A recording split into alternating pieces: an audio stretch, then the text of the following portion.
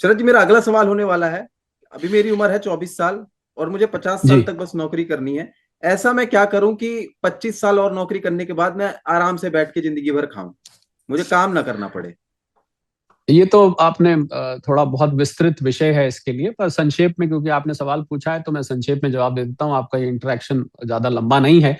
इसके लिए आपको पहले दिन से जब आपने कमाना शुरू किया, आपको सेविंग्स करनी जरूरी है। सेविंग्स की परिभाषा वो ये नहीं है कि जो बैंक में आया और जो बच गया वो सेविंग्स है। सेविंग्स की परिभाषा है कि जैसे ही बैंक में आया उसमें से 20% काट के एक दूसरे बैंक अकाउंट में जमा करा दीजिए, और उस बैंक अकाउंट को छेड़िए मत।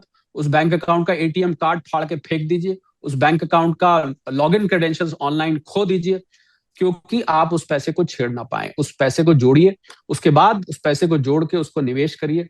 आपका पैसा ही आपको उस लायक बनाएगा कि आप 50 साल बाद रिटायर होने का सोच सकते हैं। इसको फायर कहते हैं, फाइनेंशियल इंडिपेंडेंस, रिटायर अर्ली।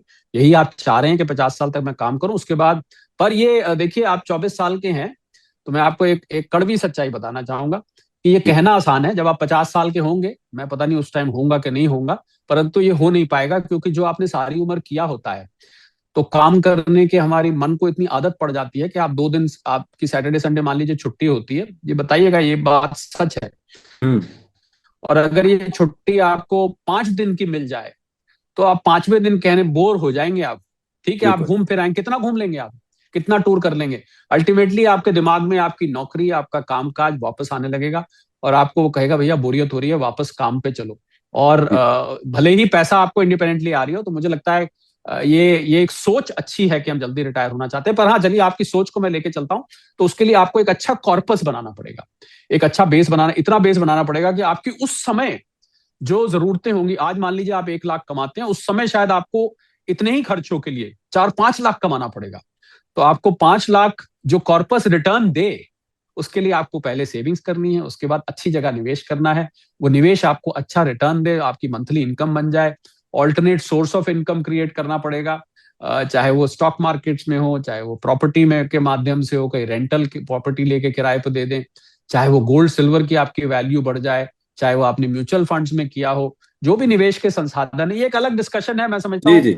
इस डिस्कशन को अभी आप क्योंकि सोने चांदी पे बात कर रहे थे, तो हाँ थोड़ी सी हाँ। पटरी से गाड़ी उतर के जी दूसरी जी। तरफ चली जाएगी। वापस, इसको कभी अलग से हम डिस्कस कर लेंगे। बिल्कुल वापस पटरी पे आता हूँ।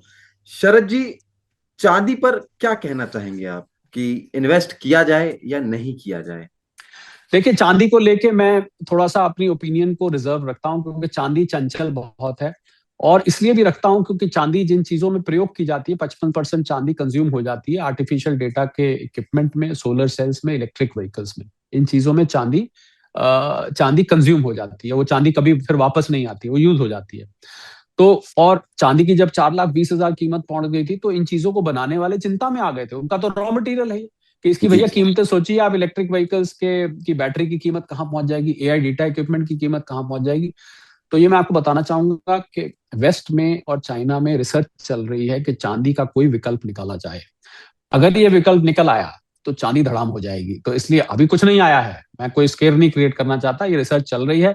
अभी इस रिसर्च में कोई कामयाबी नहीं मिली है, पर मैंने देखा है अमूमन जब साइंटिस्ट लगातार रिसर्च करते रहते हैं, तो हम्म। कुछ ना कुछ कालांतर में निकल आता है। तो इसलिए चांदी पर, और चांदी में क्या है कि सट्टेबाजी भी बहुत ज्यादा है। सोने के मुकाबले में कहीं ज्यादा सट्टेबाजी चांदी में होती है, तो इसलिए चांदी बहुत चंचल हो गई है।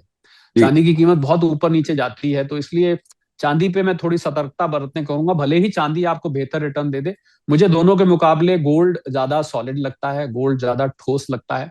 और गोल्ड में मुझे लगता है कि अगर गिरावट आई तो, और आपने देखा भी पीछे जब गिरावट आई हम्म। बजट के आसपास, हम्म। तो वो गिरावट चांदी में, कहीं चांदी $120 से गिर के एक समय $70 से नीचे चली गई।